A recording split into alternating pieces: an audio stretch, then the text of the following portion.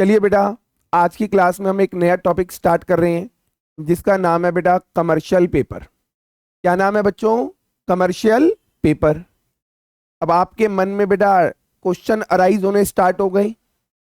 Sir ये बताओ commercial paper क्या होता है? सर कमर्शियल पेपर कौन इशू करता है? किस पर्पस के लिए इशू किए जाते हैं? सर कितने टाइम पीरियड के लिए इशू किए जाते हैं?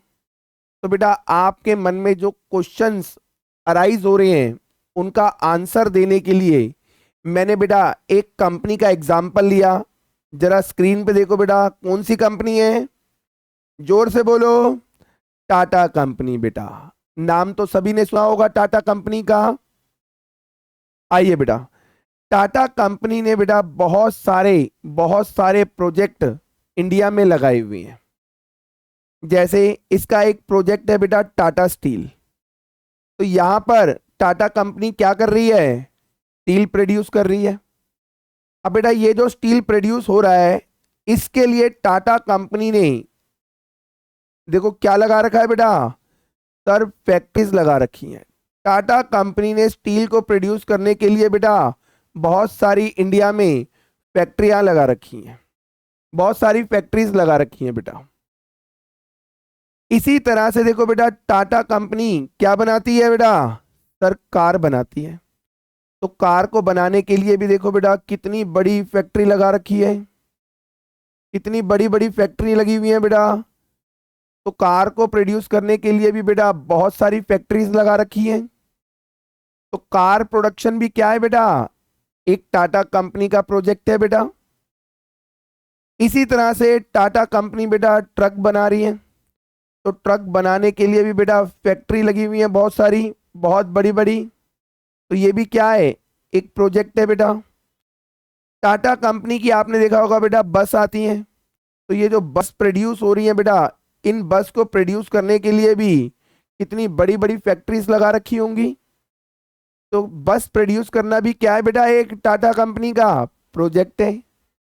और इसके साथ साथ टाटा कंपनी बेटा क्या प्रोड्यूस कर रही है? Consumer products.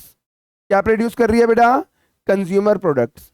इस कंज्यूमर प्रोडक्ट को भी प्रोड्यूस करने के लिए टाटा कंपनी ने क्या लगाई हुई है बेटा? सर बहुत सारी फैक्ट्रियां लगा रखी हैं।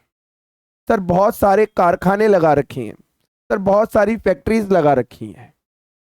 अब आप मुझे बताओ बेटा इन सारी फैक्ट्रीज के अंदर टाटा कंपनी क्या चाहती है?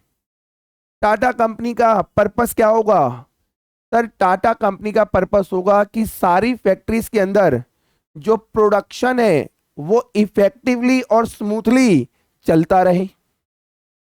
बोलो बेटा टाटा कंपनी का ये ऑब्जेक्टिव होगा या नहीं होगा कि टाटा कंपनी की जितनी भी फैक्ट्रीज हैं उन सारी फैक्ट्रीज के अंदर प्रोडक्शन इफेक्टिवली और स्मूथली चलता रहे? ये पर्पस होगा या नहीं होगा? होगा।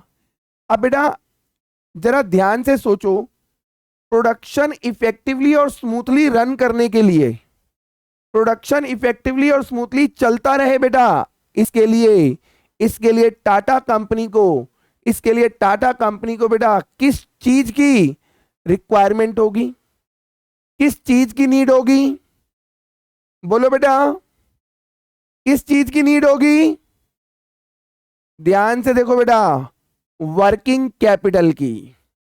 किसकी नीड होगी बेटा? वर्किंग कैपिटल की।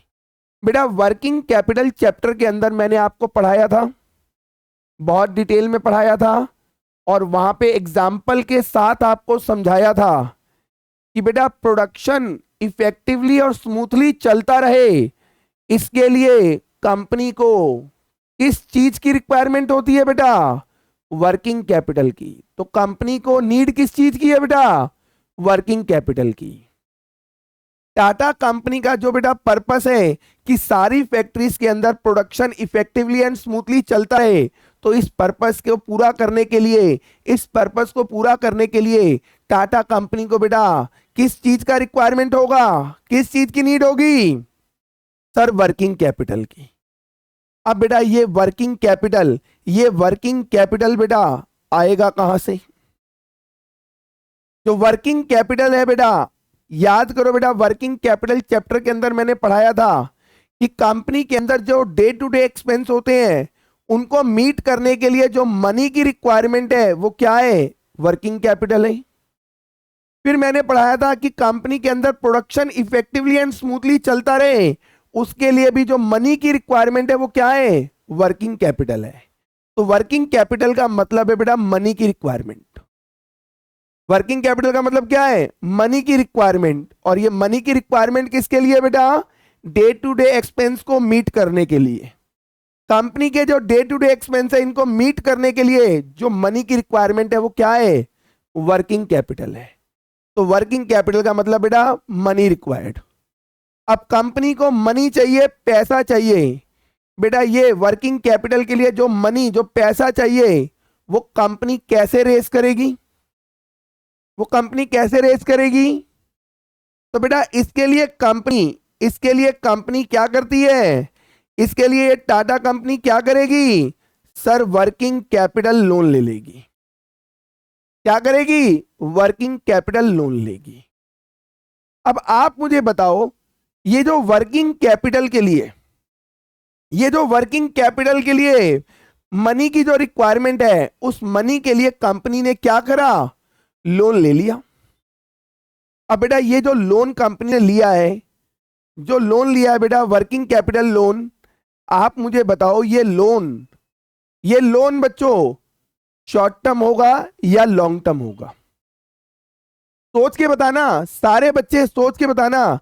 जो वर्किंग कैपिटल के लिए कंपनी लोन ले रही है बेटा वो शॉर्ट टर्म लोन होगा या लॉन्ग टर्म लोन होगा, सोच लिया, बताओ बेटा। देखो कुछ बच्चे कह रहे हैं लॉन्ग टर्म और कुछ बच्चे कह रहे हैं सर शॉर्ट टर्म। अब जरा बेटा थोड़ा सा ध्यान से सोचो, वर्किंग कैपिटल के लिए जो मनी की जो रिक्वायरमेंट है, यानी डे टू डे एक्सपेंस को मीट करने के लिए जो मनी की रिक्वायरमेंट है बेटा, पहले उस मनी की रिक्वायरमेंट को कैसे निकाला जाता है, वर्किंग कैपिटल कैसे निकालते हो बेटा, current assets minus current liability. Sir current assets में से करंट लायबिलिटी माइनस कर दो तो सर हमारा वर्किंग कैपिटल आ जाता है। तो बेटा वर्किंग कैपिटल के लिए करंट एसेट्स में से करंट लायबिलिटी को माइनस करा, करंट एसेट्स में से करंट लायबिलिटी को माइनस करा। करंट एसेट्स करंट लायबिलिटी ये क्या है बेटा, सर करंट एसेट्स का मतलब short term assets, current liability का मतलब शॉर्ट टर्म लायबिलिटी। तो सर करंट एसेट्स में से जो करंट लायबिलिटी का हमने अमाउंट माइनस करके वर्किंग कैपिटल का अमाउंट निकाला, तो सर ये अमाउंट भी क्या होगा, सर शॉर्ट टर्म नेचर का होगा, क्योंकि सर ये डिराइव हो रहा है करंट एसेट्स वो भी शॉर्ट टर्म है, करंट लायबिलिटी जो माइनस हुआ है वो भी शॉर्ट टर्म है। तो सर ये जो मनी की रिक्वायरमेंट है ना ये शॉर्ट टर्म है। तो इसका मतलब बेटा वर्किंग कैपिटल के लिए जो भी लोन लिया जाता है वो लोन कौन सा होगा, शॉर्ट टर्म लोन होगा।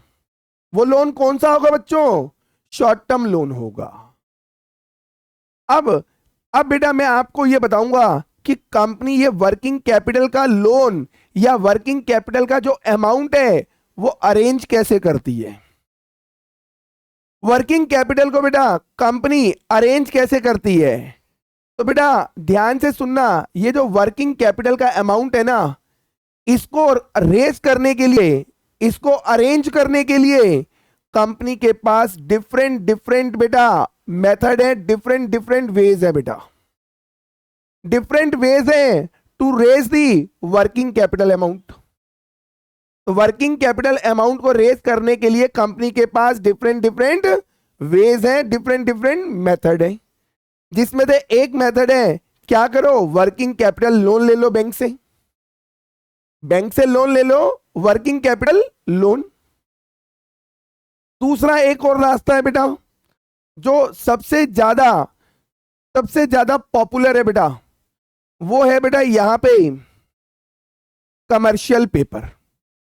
वो है यहां पर बेटा क्या, commercial paper. Company commercial paper के थ्रू भी बेटा, कंपनी कमर्शियल पेपर के द्वारा भी अपने वर्किंग कैपिटल रिक्वायरमेंट को पूरा कर सकती है। कंपनी को जो वर्किंग कैपिटल के लिए अमाउंट चाहिए कंपनी को जो वर्किंग कैपिटल के लिए अमाउंट चाहिए वो अमाउंट कंपनी कमर्शियल पेपर के थ्रू भी पूरा कर सकती है। वो अमाउंट कंपनी कमर्शियल पेपर के थ्रू भी पूरा कर सकती है। तो बेटा कमर्शियल पेपर का कॉन्सेप्ट क्या है, बड़ा ध्यान से सुनना। जिस तरह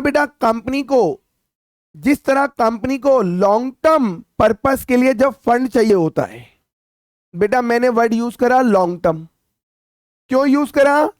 अभी मैंने आपको बताया बेटा वर्किंग कैपिटल के लिए जो भी अमाउंट रिक्वायर्ड है उसके लिए आप लोन लोगे तो वो लोन कौन सा होगा? शॉर्ट टर्म होगा बेटा। अब इस लोन को ना कई मेथड हैं जहां से कंपनी क्या कर सकती है? रेस कर सकती है। तो वर्किंग कैपिटल अमाउंट को रेस करने के मैंने बताया था डिफरेंट क्या है बेटा? मेथड्स हैं, डिफरेंट वेज है बेटा। अब ये कमर्शियल पेपर भी उनमें से एक क्या है? वे है जिससे कंपनी वर्किंग कैपिटल का अमाउंट रेस कर सकती है, अब ये कमर्शियल पेपर क्या है मेरे बच्चों? इस कमर्शियल पेपर को समझाने के लिए मैंने एक एग्जांपल लिया। सपोज करो कंपनी को लॉन्ग टर्म फंड की रिक्वायरमेंट है, तो बेटा ये long term fund company raise कहां से करती है? सर डिबेंचर से। सर कंपनी डिबेंचर इशू करती है लॉन्ग टर्म फंड को रेस करने के लिए। बोलो गलत कह रहा हूं या सही कह रहा हूं बेटा? सही कह रहा हूं ना? इसी तरह बेटा सिमिलरली जब शॉर्ट टर्म फंड की रिक्वायरमेंट है तो कंपनी डिबेंचर की जगह क्या इशू करेगी? कमर्शियल पेपर इशू करेगी। डिबेंचर की जगह पर क्या इशू होगा बेटा? Commercial paper. तो डिफरेंस समझो बेटा, लॉन्ग टर्म फंड चाहिए डिबेंचर इशू होता है, शॉर्ट टर्म फंड चाहिए कमर्शियल पेपर इशू होता है। तो कमर्शियल पेपर बेटा शॉर्ट टर्म फंड के लिए that is working capital requirement को पूरा करने के लिए कंपनी क्या करती है? कमर्शियल पेपर इशू करती है। तो बेटा अभी जो मन में आपके क्वेश्चन आया था कि सर ये कमर्शियल पेपर कौन इशू करता है, तो कमर्शियल पेपर बेटा कंपनी इशू करती है। किस पर्पस के लिए करती है, ये आपके माइंड में दूसरा क्वेश्चन था, तो ये भी मैंने क्लियर कराया बेटा कि कमर्शियल पेपर इशू किया जाता है for obtaining working capital fund और शॉर्ट टर्म फंड्स। तो कंपनी अपनी शॉर्ट टर्म फंड्स को या वर्किंग कैपिटल नीड्स को पूरा करने के लिए क्या करती है बच्चों? कमर्शियल पेपर इशू करती है। क्या इशू करेगी बेटा? कमर्शियल पेपर इशू करती है। अब आपने डिबेंचर तो देखा होगा कि डिबेंचर कैसा होता है। अब मन में आ रहा है सर एक बार कमर्शियल पेपर भी तो दिखाओ कैसा होता है। तो लो बेटा आपके सामने देखो स्क्रीन पे ये दो कमर्शियल पेपर है बेटा, ये एक अलग कमर्शियल पेपर है, ये तो बहुत सारे कमर्शियल पेपर्स हैं बेटा। तो कमर्शियल पेपर कुछ इस तरीके से दिखाई देता है बेटा। तो यहां से अभी तक मैंने आपको बेटा तीन बातें बताई बेटा, तीन बातें मैंने आपको पढ़ाई बेटा। कमर्शियल पेपर कौन इशू करेगा? कंपनी। किस पर्पस के लिए? वर्किंग कैपिटल की नीड्स को पूरा करने के लिए या शॉर्ट टर्म की नीड्स को पूरा करने के लिए, शॉर्ट टर्म फंड को ऑब्टेन करने के लिए। अब बेटा यहां से तीसरी बात जो निकल के आई, मैंने बताया कमर्शियल पेपर इशू होते हैं शॉर्ट टर्म फंड को पूरा करने के लिए। शॉर्ट टर्म फंड की जो नीड है उसको पूरा करने के लिए कमर्शियल पेपर इशू हुए। तो कमर्शियल पेपर भी क्या है बेटा? क्या है सर? ये शॉर्ट टर्म पीरियड के लिए इशू किए जाते हैं, ये लॉन्ग टर्म पीरियड के लिए इशू नहीं होते, ये शॉर्ट टर्म पीरियड के लिए इशू होते हैं बेटा। अब मन में आया कि सर आपने सर ये हमें दिखा भी दिया कि कमर्शियल पेपर होता क्या है, सर ये भी बता रहे हो कि कमर्शियल पेपर कंपनी इशू करती है, शॉर्ट टर्म पीरियड के लिए इशू करती है, फॉर किसके लिए? ऑब्टेनिंग वर्किंग कैपिटल अमाउंट, या मैं बोलूं बेटा to fulfil working capital requirement. अपनी वर्किंग कैपिटल रिक्वायरमेंट को पूरा करने के लिए कंपनी क्या करती है? कमर्शियल पेपर इशू करती है।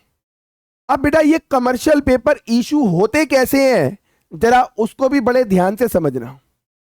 कंपनी कमर्शियल पेपर इशू कैसे करती है, तो जरा ध्यान से समझना बेटा।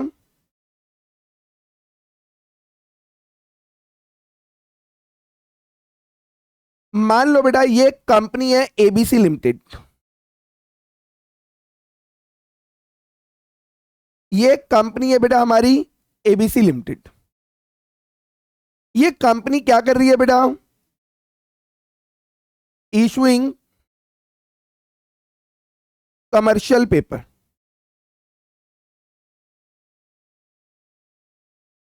Issuing commercial paper. अब बेटा ये कमर्शियल पेपर आपको पता है इशू कर रही है कौन, एबीसी लिमिटेड यानी एक कंपनी। किस पर्पस के लिए इशू होता है, अपनी वर्किंग कैपिटल की रिक्वायरमेंट को पूरा करने के लिए।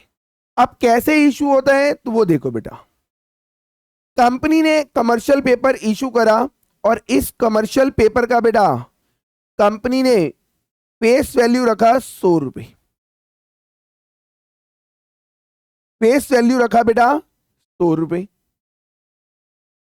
इसका जो इशू प्राइस होगा ना बेटा, इशू प्राइस वो फेस वैल्यू से ऑलवेज कम होगा। कमर्शियल पेपर की बेटा खास बात ही यही है, कमर्शियल पेपर का खास बात यही है बेटा कि ये फेस वैल्यू से कम वैल्यू के ऊपर, कम प्राइस के ऊपर इशू होते हैं। यानी आसान भाषा में बोलूं, कमर्शियल पेपर ऑलवेज डिस्काउंट के ऊपर इशू होते हैं। फॉर एग्जाम्पल बेटा कंपनी ने यहां पे इस कमर्शियल पेपर को इशू कर दिया बेटा कितने में, मान लो बेटा 98 रुपीज में। तो यहां पर कंपनी ने क्या करा बेटा, कंपनी ने यहां पे 2 रुपए का डिस्काउंट ऑफर करा है, 2 रुपए का डिस्काउंट दिया है बेटा। तो याद रखना कमर्शियल पेपर बेटा ऑलवेज इशू किस पर होते हैं, डिस्काउंट वैल्यू के ऊपर। अब ये जो एबीसी लिमिटेड है इसने कमर्शियल पेपर इशू करा जिसकी फेस वैल्यू रखी 100 रुपए, इशू प्राइस 90 डेज और इसका बेटा मैच्योरिटी रख दिया, मैच्योरिटी पीरियड मान लो बेटा 45 days, 45 days.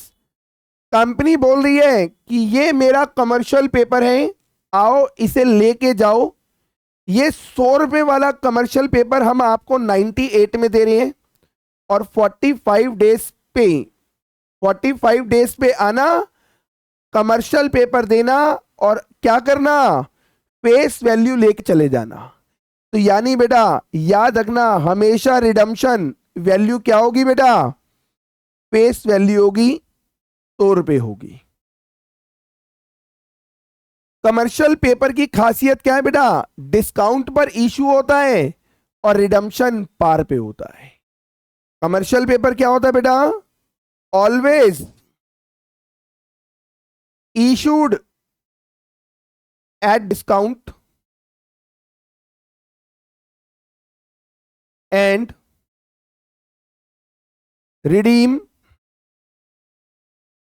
redeems at par।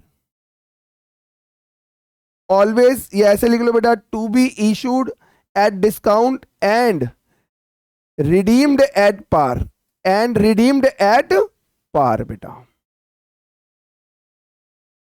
तो बेटा ये जो हमारा कमर्शियल पेपर है बेटा ये हमेशा डिस्काउंट पे इशू होगा और क्या होगा बेटा, पार वैल्यू के ऊपर, फेस वैल्यू पे रिडीम हो जाएगा।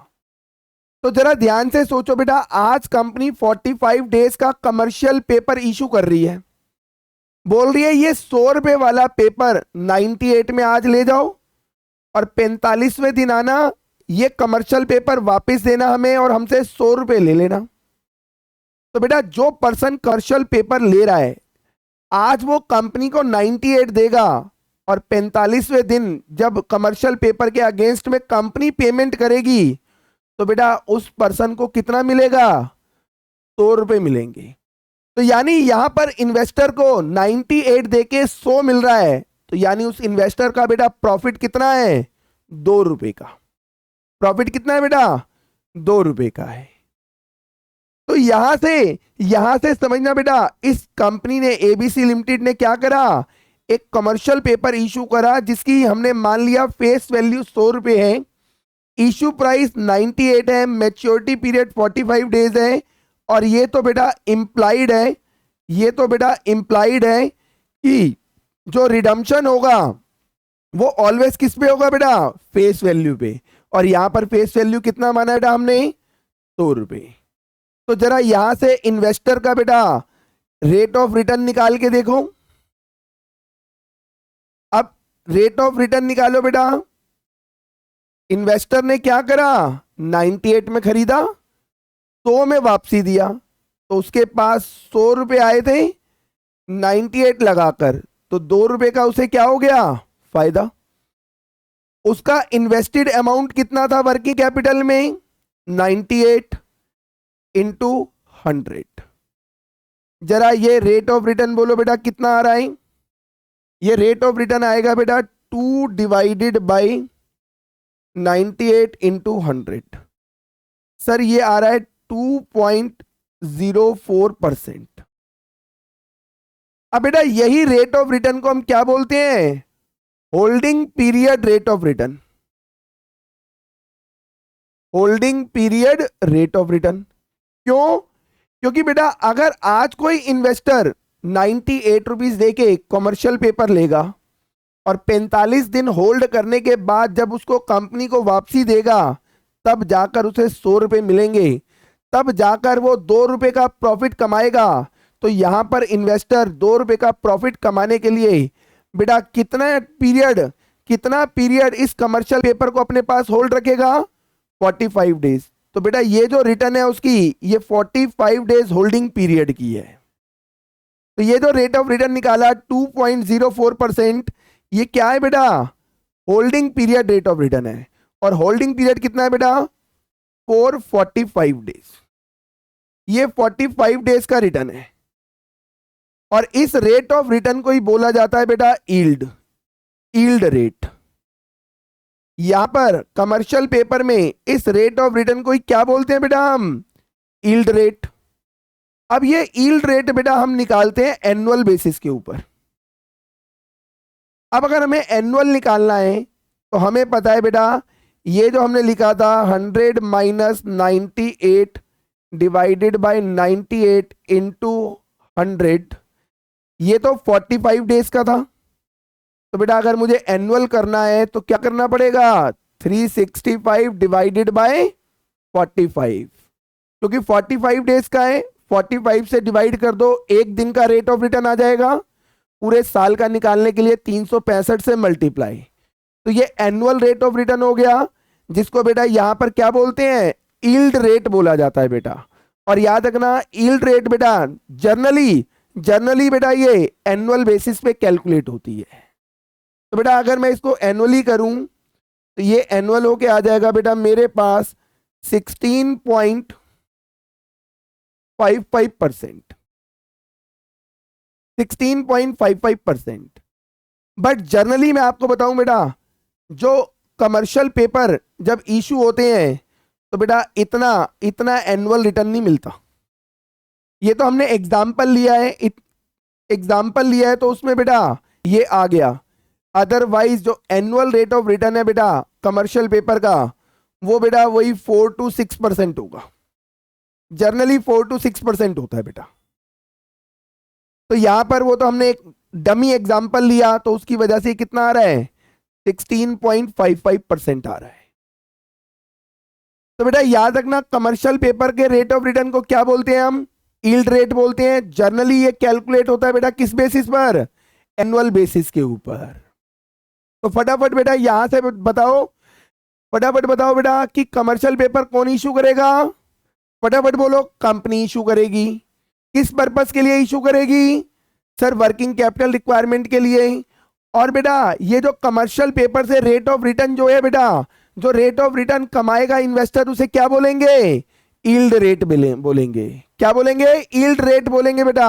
और ये यील्ड रेट जनरली किस टर्म में कैलकुलेट होगा? एनुअल बेसिस के ऊपर कैलकुलेट होगा। बोलो यहां तक कोई दिक्कत परेशानी? अब बेटा इसी चीज को देखो, मैं यील्ड रेट को निकालने का फार्मूला लिख रहा हूं यहां पे। यील्ड रेट कैसे निकालोगे? Sir redeemable value minus issue price divided by issue price sir into 100 into 365 by n into 365 by n. ये आ गया बेटा यील्ड रेट आपका एनुअल बेसिस पर। ये आ रहा है बेटा आपका एनुअल बेसिस पे। एन का मतलब हो गया बेटा यहां पे number of days. Number of days. तो सेम चीज बेटा यहां देखो, ये जो 100 था बेटा ये क्या था? Sir redeemable value. 98 क्या था? Sir issue price. तो ये बन गया redeemable value minus issue price divided by issue price into 100। यही मैंने यहां पर कॉपी कर दिया बेटा। Redeemable value minus issue price divided by issue price into 100। फिर एनुअल करने के लिए क्या करा था? 365 डिवाइडेड बाय 45। तो 365 डिवाइडेड बाय यहां पर हमने फार्मूले में एन कर दिया। एन का मतलब नंबर ऑफ डेज। कौन से बेटा? जितने पीरियड के लिए कमर्शियल पेपर इशू किया गया है। तो वो नंबर ऑफ डेज को हम क्या करेंगे बेटा? यहां एन में कंसीडर कर लेंगे। तो इससे हमारा यील्ड रेट निकल के आ जाएगा बेटा एनुअल बेसिस के ऊपर। तो ये सारा प्रोसीजर है बेटा कमर्शियल पेपर का, कि कमर्शियल पेपर ऑलवेज इशू होंगे डिस्काउंट के ऊपर, रिडम्पशन होगा पार वैल्यू के ऊपर, और देन इसका जो यील्ड रेट निकाला जाएगा ये एनुअल बेस पे निकाला जाएगा। बोलो बेटा यहां तक कोई दिक्कत परेशानी? बोलिए। अब यही एग्जाम्पल जो मैंने आपको समझाया और जो बातें मैंने आपको बताई, देखो बेटा यही थ्योरी है हमारी कमर्शियल पेपर की। Commercial paper is an unsecured. ये है बेटा हमारा अनसिक्योर्ड बेटा, अनसिक्योर्ड। चलो इसको भी समझो बेटा। कंपनी जो बेटा कमर्शियल पेपर इशू कर रही है, कमर्शियल पेपर भी क्या बताया था मैंने? एक डेट इंस्ट्रूमेंट है बेटा। अब ये जो डेट इंस्ट्रूमेंट कंपनी इशू करती है ना, ये कुछ सिक्योर्ड भी होते हैं, कुछ अनसिक्योर्ड भी होते हैं। तो कमर्शियल पेपर बेटा क्या है? अनसिक्योर्ड होता है। अब जरा ध्यान से सोचो बेटा, कमर्शियल पेपर अनसिक्योर्ड है तो इस चीज का एडवांटेज बहुत सारी कंपनीज उठा सकती हैं कि अनसिक्योर्ड है। कंपनी क्या करेगी? अनड्यू एडवांटेज, यानी जानबूझकर कमर्शियल पेपर इशू करके लोगों से पैसा ले लेगी और बाद में ना लौटाए कंपनी, बिकॉज क्या है? ये अनसिक्योर्ड है। तो बेटा यहां पे आरबीआई की बहुत स्ट्रिक्ट गाइडलाइन है बेटा। उन गाइडलाइंस को फॉलो करते हुए ही कमर्शियल पेपर इशू होगा बेटा। उन गाइडलाइंस को इशू करते हुए क्या होगा? कमर्शियल पेपर्स इशू होंगे बेटा। तो कमर्शियल पेपर क्या है बेटा? Unsecured short term debt instrument है। शॉर्ट टर्म तो मैंने आपको बता ही दिया बेटा कि कमर्शियल पेपर इशू होते हैं बेटा शॉर्ट टर्म पर्पस के लिए, शॉर्ट टर्म फंड पर्पस के लिए। तो हमारा कमर्शियल पेपर क्या है बेटा? शॉर्ट टर्म डेट इंस्ट्रूमेंट है। सिक्योर्ड या अनसिक्योर्ड? सर अनसिक्योर्ड है। Issued by corporation. लो बेटा कंपनी के द्वारा इशू किया जाएगा। किसके लिए? To raise fund for working capital need.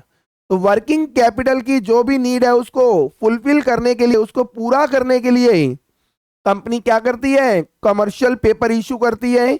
और ये commercial paper short term debt instrument है। और किस नेचर का होता है? सिक्योर्ड या अनसिक्योर्ड? अनसिक्योर्ड होता है बेटा। It's essentially a promissory note. बेटा कमर्शियल पेपर एक तरीके का क्या है? प्रोमिसरी नोट है। ये देखो बेटा, जब कंपनी ने ये कमर्शियल पेपर इशू करे थे तो बता दिया था कि 45 डेज में रिडीम हो जाएगा। तो एक तरीके से कंपनी ने प्रॉमिस करा था कि आज मुझे पैसा दे दो और 45 डेज में मैं आपको रीपे कर दूंगी। ये मेरा क्या है, प्रॉमिस है, मैं आपको रिटर्न में इस कमर्शियल पेपर के रिटर्न में लिख कर दे रही हूं। तो ये कमर्शियल पेपर बताता है कि इसका मैच्योरिटी डेट कब है, और उस मैच्योरिटी डेट पे कंपनी को इसको रिडीम करना पड़ेगा, बिकॉज प्रॉमिस है कंपनी का ये। तो कमर्शियल पेपर क्या है बेटा, कमर्शियल पेपर क्या है, प्रोमिसरी नोट है, typically issued at a discount. लो बेटा, बताया था इशूड किस पर होगा, डिस्काउंट पे, और रिडीम किस पर होता है, फेस वैल्यू पे, और कब होगा, मैच्योरिटी पीरियड के ऊपर होगा। Commercial paper is a popular way for companies to finance short term obligation. बताया था बेटा मैंने, कमर्शियल पेपर क्या है, एक बहुत ही पॉपुलर वे है बेटा, कंपनी बहुत ज्यादा यूज करती है इसको। इसके लिए, वर्किंग कैपिटल की नीड को पूरा करने के लिए, अपनी शॉर्ट टर्म ऑब्लिगेशंस को पूरा करने के लिए कंपनी क्या करती है, कमर्शियल पेपर इशू करती है। अब ये शॉर्ट टर्म ऑब्लिगेशन क्या हो सकती है बेटा, payroll, account payable, inventory. Account payable का मतलब बेटा क्रेडिटर, इन्वेंट्री का मतलब स्टॉक, पेरोल का मतलब बेटा अपने इंप्लॉई की सैलरी देना, वेजेस देना, उसे कोई बोनस देना। तो इस पर्पस के लिए भी पैसे की जो जरूरत है बेटा, रिक्वायरमेंट है, उसको फुलफिल करने के लिए भी कंपनी क्या करती है, वर्किंग कैपिटल। ये वर्किंग कैपिटल का ही पार्ट है बेटा। ये जो हम यहाँ पर सैलरी देना है बेटा वर्कर को, या उनको बोनस देना है, तो इसके लिए जो मनी की रिक्वायरमेंट है बेटा वो क्या है, शॉर्ट टर्म पीरियड के लिए है। तो इसके लिए कंपनी नॉर्मली क्या इशू कर देती है, कमर्शियल पेपर इशू कर देती है। तो कमर्शियल पेपर बेटा शॉर्ट टर्म फाइनेंस या शॉर्ट टर्म ऑब्लिगेशन को पूरा करने के लिए इशू किया जाता है। शॉर्ट टर्म ऑब्लिगेशन में पेरोल आएगा, अकाउंट पेबल और inventory. Offering a potential lower cost alternative to the bank loan. बेटा कमर्शियल पेपर कंपनी ज्यादा प्रेफर क्यों करती है, उसका रीजन है कि अगर कंपनी बैंक से लोन मांगे ना, वर्किंग कैपिटल लोन, तो बेटा उसकी इंटरेस्ट कॉस्ट ज्यादा होती है, और कमर्शियल पेपर के थ्रू वही पैसा कंपनी कम कॉस्ट के ऊपर क्या करती है, रेस कर लेती है बेटा। तो जब कंपनी की कॉस्ट कम आ रही है, तो आपको तो पता है बेटा, आप तो कॉस्ट अकाउंटेंट बनने जा रहे हो, सीएम में कर रहे हो बेटा, आपको तो पता है कंपनी का ऑब्जेक्टिव ही क्या होता है, कॉस्ट मिनिमाइजेशन। तो बेटा कंपनी के पास दो ऑप्शन है, कंपनी के पास दो ऑप्शन है वर्किंग कैपिटल के फंड को रेस करने के, एक बैंक और एक कमर्शियल पेपर। बैंक में इंटरेस्ट कॉस्ट ज्यादा है, कमर्शियल पेपर में कॉस्ट कम है। आप बताओ कौन सा सोर्स कंपनी एडॉप्ट करेगी, बोलो कौन सा करेगी सर, कमर्शियल पेपर। इसलिए बेटा ये क्या है, हमारे ज्यादा पॉपुलर है बेटा। ये पॉपुलर क्यों है, क्योंकि कंपनी इनको क्या करती है, इशू करती है। और जब भी कंपनी को बेटा फंड की रिक्वायरमेंट होती है, तो कंपनी ज्यादातर इशू क्या करती है, कमर्शियल पेपर इशू करती है। तो कमर्शियल पेपर कंपनी क्यों इशू ज्यादा करती है, समझ में आया बेटा, कि लोन क्यों नहीं ले रही, क्योंकि कमर्शियल पेपर से कंपनी को कॉस्ट क्या आती है बेटा, कम आती है। यही चीज बेटा यहां पे दोबारा समझाई गई है। कमर्शियल पेपर क्या है, एक अनसिक्योर्ड फॉर्म है प्रोमिसरी नोट का, that page a fix rate of interest. बेटा ये जो कमर्शियल पेपर है मैंने बताया था, ये क्या है, एक प्रोमिसरी नोट है, और ये इन्वेस्टर को क्या देता है, एक फिक्स रेट ऑफ इंटरेस्ट देता है। जैसे आज 98 रुपीज दे जाओ, 45 दिन पे 100 रुपए ले जाओ, तो इस 100 रुपए में मैं आपको पता क्या बोलूंगा, 98 रुपीज आपका कैपिटल का रीपेमेंट है, 2 रुपया क्या है बेटा, इंटरेस्ट है। तो यहां से कमर्शियल पेपर जिसने खरीदा है, इन्वेस्टर होल्डर जिसने कमर्शियल पेपर में इन्वेस्ट करा है या खरीदा के होल्ड करा हुआ है, उसको बेटा अपने अपने अमाउंट के ऊपर क्या मिल जाता है, इंटरेस्ट मिल जाता है। It is typically issued by large bank. बेटा देखो कमर्शियल पेपर लार्ज बैंक भी इशू करते हैं, और एक बड़ी बड़ी कंपनीज इशू करती हैं। याद रखना बेटा, कमर्शियल पेपर बड़ी बड़ी कंपनीज जिनकी बहुत अच्छी गुडविल होती है, जिनका क्रेडिट रेटिंग बहुत अच्छा होता है, सिर्फ वही कंपनी कमर्शियल पेपर इशू कर सकती हैं। सारी कंपनियां नहीं कर सकती बेटा। वो कंपनी जिसका क्या है, बहुत अच्छी गुडविल है, जिसके पास क्या है, क्रेडिट रेटिंग अच्छा है बेटा, वही इसको इशू करेगा बेटा। मैंने बताया था ना बेटा कि कमर्शियल पेपर के ऊपर आरबीआई की क्या है बेटा, बहुत सारी गाइडलाइंस है बेटा। अब ये जो बड़ी बड़ी कंपनीज हैं, ये कमर्शियल पेपर इशू करती हैं बेटा to cover short term receivable and meet short term financial obligation such as funding for a new project. अगर कोई छोटा मोटा प्रोजेक्ट के लिए जो भी पैसे की रिक्वायरमेंट है बेटा, प्रोजेक्ट के लिए हमें जो भी शॉर्ट टर्म फंड की रिक्वायरमेंट है जिससे हमारा प्रोजेक्ट यानी प्रोडक्शन चलता रहे बेटा, उसके लिए हम क्या करते हैं, कमर्शियल पेपर इशू कर देते हैं। तो कंपनी बेटा अपने प्रोजेक्ट में जो प्रोडक्शन कर रही है उस प्रोडक्शन के लिए उसको जो भी मनी की रिक्वायरमेंट है वर्किंग कैपिटल की, उसके लिए कंपनी क्या करेगी, कमर्शियल पेपर इशू कर देगी। तो बेटा यही देखो मैंने कंक्लूड कर दिया एज अ शॉर्ट। देखो यहाँ पे पिक्चर भी आ गई कमर्शियल पेपर की, और कंक्लूड कर दिया a commonly used type of unsecured. बेटा कमर्शियल पेपर क्या होते हैं, अनसिक्योर्ड होते हैं, शॉर्ट टर्म डेट इंस्ट्रूमेंट है जो इशूड किया जाते हैं कंपनीज के द्वारा। ये यूज्ड होते हैं बेटा किसके लिए, फाइनेंसिंग के लिए। कौन सी फाइनेंसिंग बेटा, शॉर्ट टर्म फाइनेंसिंग। इसमें क्या पर्पस होता है बेटा, किस पर्पस के लिए, पेरोल हो गया, account payable, inventory and meeting other short term liabilities. तो बेटा अपने स्टाफ को सैलरी देने के लिए, इन्वेंट्री खरीदने के लिए, सप्लायर का पेमेंट करने के लिए या अदर शॉर्ट टर्म ऑब्लिगेशन को पूरा करने के लिए कंपनी को जो फंड की रिक्वायरमेंट है जिसे हम जनरली वर्किंग कैपिटल बोलते हैं बेटा, वो कंपनी ये फंड को रेज कर लेती है बाय इशूइंग कमर्शियल पेपर। तो बेटा कमर्शियल पेपर क्या होते हैं, समझ में आ गया। देखो कमर्शियल पेपर का मैंने आपको बेटा यहाँ पे पिक्चर भी दिखा दिया कि कमर्शियल पेपर किस टाइप का होता है। कमर्शियल पेपर कौन इशू करता है, कंपनी इशू करती है। किस पर्पस के लिए, वर्किंग कैपिटल की नीड्स को पूरा करने के लिए। और कमर्शियल पेपर क्या है, सारी चीजें आपको क्लियर हो गई हैं बेटा। चलिए अब देखो बेटा हमारे कमर्शियल पेपर के एडवांटेज क्या होते हैं बेटा। कमर्शियल पेपर का पहला एडवांटेज है बेटा does not need to be registered. बेटा कमर्शियल पेपर को सिक्योरिटी एंड एक्सचेंज कमीशन के अंदर बेटा, सिक्योरिटी एंड एक्सचेंज कमीशन के पास रजिस्ट्रेशन कराने की कोई रिक्वायरमेंट नहीं होती। कमर्शियल पेपर को बेटा सिक्योरिटी एंड एक्सचेंज कमीशन के पास रजिस्ट्रेशन कराने की रिक्वायरमेंट नहीं होती। तो ये क्या है, इसका पहला एडवांटेज है बेटा। चीप ऑल्टरनेटिव, दूसरा एडवांटेज बेटा बैंक लोन से क्या पड़ता है, सस्ता है। It's a cost effective and simple mean of financing. बेटा ये कंपनी के लिए क्या है, कॉस्ट इफेक्टिव है, क्योंकि कमर्शियल पेपर इशू करने से कंपनी की कॉस्ट क्या हो रही है, कम हो रही है बेटा।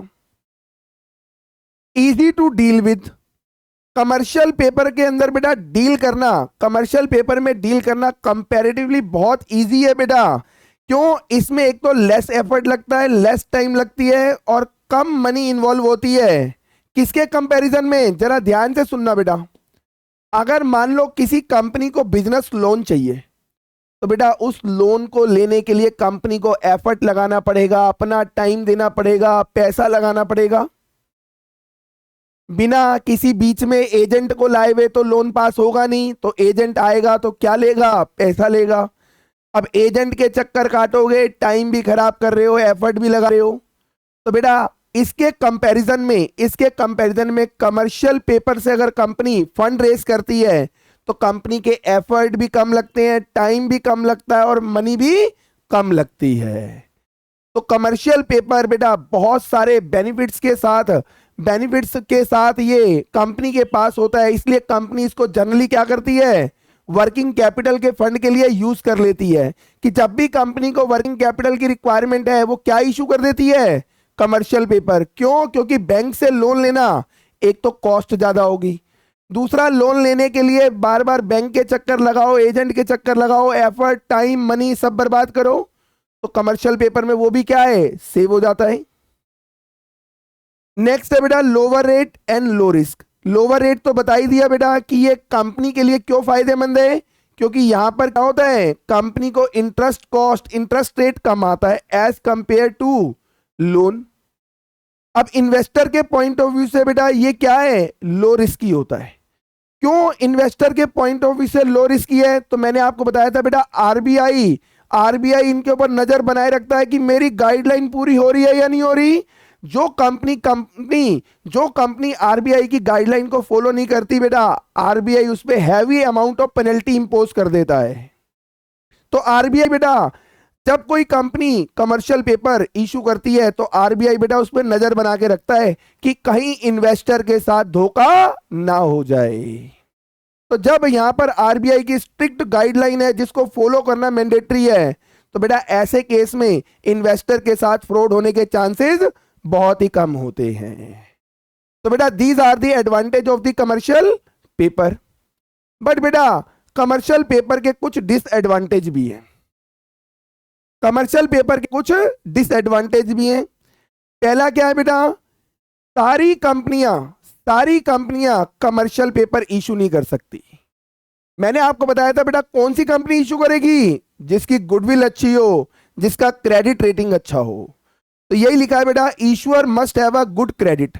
जो भी इशूअर है यानी जो भी कंपनी इशू करने जा रही है उसका गुड क्रेडिट रेटिंग होना चाहिए बेटा, गुड क्रेडिट होना चाहिए। यानी company must have extremely good credit to issue the commercial paper. तो बेटा वही कंपनी जिसका गुड क्रेडिट है बेटा वही कमर्शियल पेपर इशू कर सकती है। दूसरा बेटा, कमर्शियल पेपर इशू करके जो भी आपने फंड रेज करा है ना, वो फंड शॉर्ट टर्म पर्पस के लिए यूज होगा, लॉन्ग टर्म पर्पस के लिए यूज नहीं होगा। यानी अगर कंपनी ने कमर्शियल पेपर से फंड रेज करा तो उस फंड को बेटा कंपनी फिक्स एसेट्स खरीदने में यूज नहीं कर सकती। अगर कंपनी को ऐसा करना है तो उसको सिक्योरिटी एक्सचेंज कमीशन से क्या करना पड़ेगा, उसका इन्वॉल्वमेंट लेना पड़ेगा। यानी उसको बताना पड़ेगा कि ये जो हमने फंड रेज करे थे कमर्शियल पेपर से, हम इसको शॉर्ट टर्म की जगह कहां यूज कर रहे हैं, लॉन्ग टर्म के अंदर, दैट इज फिक्स एसेट्स के अंदर। तो बेटा जर्नली क्या होता है, बता रहा हूं बेटा, जर्नली क्या होता है, जर्नली जो भी कमर्शियल पेपर से फंड रेज हुआ बेटा, जो भी कमर्शियल पेपर से फंड रेज हुआ बेटा, वो शॉर्ट टर्म पर्पस के लिए, शॉर्ट टर्म ऑब्लिगेशन के लिए यूज होगा। लेकिन अगर कंपनी चाहती है कि उसका यूज लॉन्ग टर्म के लिए या फिक्स एसेट खरीदने के लिए मैं कर लूं, तो ऐसे केस में सिक्योरिटी एक्सचेंज कमीशन का इन्वॉल्वमेंट करना जरूरी होगा। ऑफर लो रिटर्न बेटा, अब इसका सबसे बड़ा ड्रॉबैक ये है कि बेटा ये कंपनी को तो क्या करता है, कम इंटरेस्ट रेट पे अवेलेबल हो जाता है। लेकिन जरा ध्यान से सोचो, अगर कंपनी इसको लोअर इंटरेस्ट रेट पे ऑफर कर रही है तो जो पर्सन इसे खरीदेगा, इन्वेस्टर, उसको भी तो लोअर इंटरेस्ट रेट मिलेगा। बोलो यस और नो। कंपनी ने अगर लोअर इंटरेस्ट रेट पे इशू करा तो जो खरीदने वाला इन्वेस्टर है उसको भी तो लोअर इंटरेस्ट मिलेगा। अब आप मुझे बताओ, कोई इन्वेस्टर लोअर इंटरेस्ट रेट वाली सिक्योरिटी के अंदर इन्वेस्टमेंट करना चाहेगा? नहीं। तो ये क्या है बेटा, कमर्शियल पेपर का डिसएडवांटेज है। तो बेटा ये कुछ हमारे क्या थे, डिसएडवांटेज थे। तो कमर्शियल पेपर के बेटा कुछ एडवांटेज भी हैं और कुछ डिसएडवांटेज भी हैं। तो बेटा यहां पर हमारा एडवांटेज डिसएडवांटेज भी खत्म हो गया। तो बेटा बताओ कमर्शियल पेपर क्या है, कौन इशू करता है, किस पर्पस के लिए इशू किया जाता है, कैसे इशू होता है, क्या एडवांटेज है, क्या डिसएडवांटेज है, ये मैंने आपके साथ डिस्कस कर लिए। किसी को कोई डाउट इसमें? बोलो डिबेंचर, और डिबेंचर कह रहा हूं बेटा, कमर्शियल पेपर क्या है ये समझ में आ गया? कौन इशू करता है, किस पर्पस के लिए इशू करता है, इशू प्रोसेस क्या है, एडवांटेज डिसएडवांटेज सब क्लियर है ना बेटा? Very good. आइए बेटा अब हम इसका एक प्रैक्टिकल क्वेश्चन कर रहे हैं और इसी क्वेश्चन के साथ, इसी एक क्वेश्चन के साथ ये चैप्टर क्या हो जाएगा बेटा, ये टॉपिक क्या हो जाएगा, कंप्लीट हो जाएगा। सिर्फ एक क्वेश्चन ही इसके अंदर बेटा सफिशिएंट है टू कंप्लीट दी टॉपिक। तो आइए बेटा ये क्वेश्चन है हमारा, ABC limited issued a commercial paper as per the following details. तो एबीसी कंपनी ने क्या करा है बेटा, कमर्शियल पेपर इशू कर दिया। इशू करा है उसने 1 जनवरी 2027 को, और बेटा डेट ऑफ मैच्योरिटी है ये, डेट ऑफ मैच्योरिटी है बेटा ये 2027। डेट ऑफ मैच्योरिटी कितना है बेटा, 31 मार्च 2027। तो ध्यान से बेटा, date of issue 1 January 2027, date of maturity 31 March 2027। तो बेटा 3 महीने हो गए, जनवरी, फरवरी और मार्च। जनवरी में 31 डेज, फेब में 28, मार्च में 31। टोटल करो बेटा, 31 प्लस 28 प्लस 31 कितने डेज? 90 डेज। तो बेटा यहां पर नंबर ऑफ डेज आ गए, कितने दिन के लिए इशू हुआ है? 90 डेज के लिए। इंटरेस्ट रेट बेटा, इस इंटरेस्ट रेट को ही बेटा मैंने आपको बताया था क्या बोलते हैं हम? Sir yield rate. Yield rate, yield rate है बेटा इसका ओरिजिनल नेम, जिसे यहां पर इंटरेस्ट रेट भी बोल दिया जाता है। और ये आपको दिया हुआ है बेटा 12.5% पर एनम। याद करो बच्चों, मैंने अभी आपको बताया था कि यहां पे जब कंपनी कमर्शियल पेपर इशू करती है तो वो डिस्काउंट पे इशू होता है। तो डिस्काउंट पे इशू होगा और रिडीम होगा पार पे। जो डिफरेंस है बेटा वो क्या है? इंटरेस्ट इनकम है। तो कुछ लोग इसको इंटरेस्ट रेट बोल देते हैं, कुछ इसे rate of return that is yield rate बोल देते हैं। बात तो क्या है बेटा? सेम है। अब देखो, कंपनी ने जो कमर्शियल पेपर इशू करे हैं बेटा, वो कितने के लिए करे हैं? 100 करोड़ के लिए। और एक कमर्शियल पेपर का फेस वैल्यू कितना है बेटा? 100 रुपए है। यहां पे ये है 100 रुपए। कह रहा है what was the net amount received by the company on issue of commercial paper. तो आपको बताना है बेटा, ये जो कंपनी कमर्शियल पेपर इशू कर रही है, तो इसको कमर्शियल पेपर इशू करने के बाद कितना पैसा रिसीव होगा? कितना पैसा रिसीव होगा? अब यहां पर बेटा, यहां पर ध्यान से देखो कितना पैसा कंपनी को रिसीव होगा। तो यहां पर मेरे बच्चों हमारे को ध्यान से देखो, फेस वैल्यू तो दिया हुआ है। फेस वैल्यू ही हमारे लिए क्या बनती है? Redeemable value. इस क्वेश्चन में बेटा हमारे को इशू प्राइस नहीं दिया बेटा, हमारे को इशू प्राइस नहीं दिया, इशू प्राइस नहीं दिया बेटा। तो सबसे पहले हमें यहां पे निकालना पड़ेगा कि ये जो कमर्शियल पेपर कंपनी इशू कर रही है, आखिरकार ये किस प्राइस पर इशू कर रही है। तो सबसे पहले बेटा हम इशू प्राइस निकालते हैं। सबसे पहले बेटा हम यहां से इशू प्राइस निकालेंगे। कैसे निकलेगा? तो बेटा मैंने आपको यील्ड रेट का एक फार्मूला सिखाया था। ये यील्ड रेट पर एनम दिया हुआ है। फार्मूला था बेटा face value minus issue price divided by issue price into 100 और इनटू 365 बाय एन। यही बताया था। अब बेटा यहां पर देखो यील्ड रेट दिया हुआ है 12.5%। तो बेटा अगर मैं इसको ऐसे लिख दूं 0.125, तो अब आप बताओ ये 100 लिखने की जरूरत है मुझे? नहीं सर। सर 100 हम तब यहां लिखेंगे इनटू 100 ये वाला। सर ये हम यहां पे राइट साइड में तब लिखेंगे जब हम इसको परसेंटेज में दिखाएंगे। सर परसेंटेज में आप नहीं लिख रहे हो, तो सर यहां पे राइट हैंड साइड में 100 लिखने की कोई रिक्वायरमेंट नहीं है। फेस वैल्यू बेटा यहां पर है मेरा 100, मेरे को इशू प्राइस नहीं पता, मल्टीप्लाई बाय 365 और एन देखो बेटा ये कितने दिन का है? 90 डेज का है। ये बन जाएगा बेटा हमारा एन। तो एन है बेटा 90। तो यहां से बेटा ये क्रॉस मल्टीप्लाई हो जाएगा 0.125 into 90 divided by 365 is equal to 100 minus issue price divided by issue price. ये आ जाएगा बेटा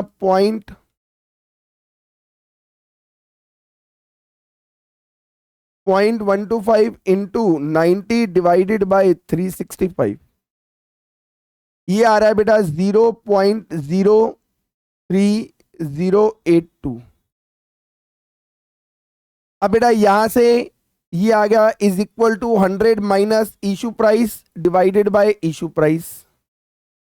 अब क्रॉस मल्टीप्लाई करोगे तो ये बन जाएगा 0.03082 issue price is equal to 100 minus issue price.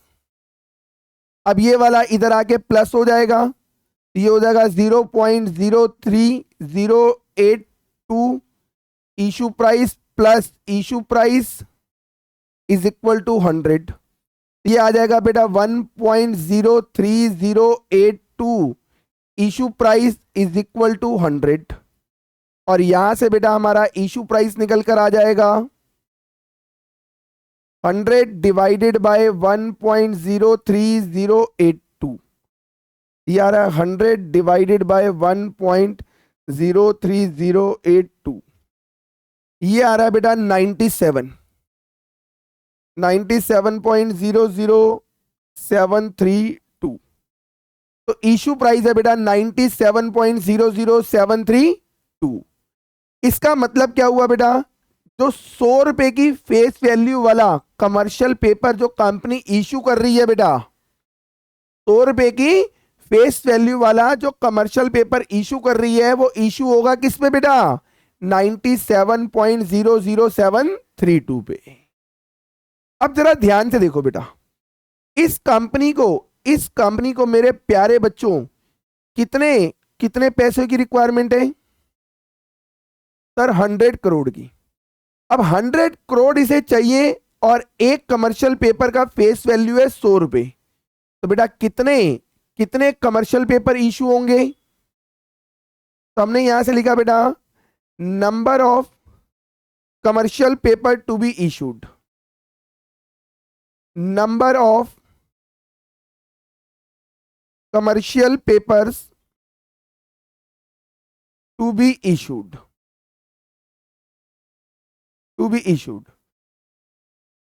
कितने की रिक्वायरमेंट है बेटा, 100 करोड़ की। कितने की रिक्वायरमेंट है, 100 करोड़ की, और एक का फेस वैल्यू 100 रुपये है। तो इसका मतलब 1 करोड़ कमर्शियल पेपर इशू करने पड़ेंगे। बोलिए यस और no. 1 crore commercial paper issue करेगी कंपनी किस रेट पे बेटा, 97.00732 पे।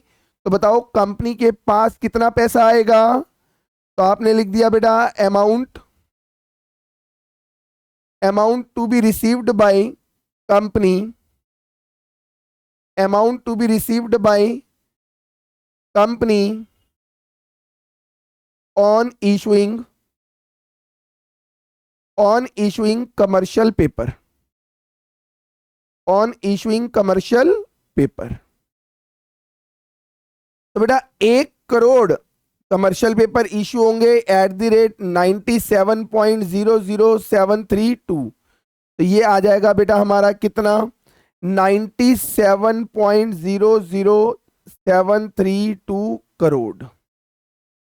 तो लो बेटा कंपनी को कमर्शियल पेपर इशू करके अप्रोक्स हम लिख सकते हैं बेटा, अप्रोक्स हम लिख सकते हैं कि 97 करोड़ अप्रोक्स कंपनी को क्या होगा बेटा, पैसा रिसीव होगा। कमर्शियल पेपर इशू करके 97 करोड़ रुपीस रिसीव होगा।